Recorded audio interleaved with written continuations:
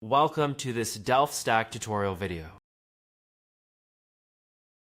In today's tutorial, we will learn how to fix age restriction in Roblox.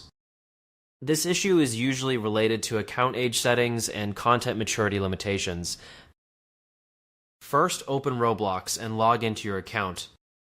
Just go ahead and go to the top right corner and click on the gear icon, then go to Settings, and from here, just go to Account Info. Scroll down until you find Personal. Here, you need to complete age verification if it is required, and as you can see, I have already verified my age. Roblox may ask you to verify your age using a valid ID, such as a citizenship card or passport, and in some cases, face verification through the camera. Just follow the on-screen steps and wait for the verification process to complete and your age to be confirmed. Once done, just go back to Settings and go to Privacy and Content Restriction. Go to Content Maturity and make sure the slider is set all the way to the right to Restricted.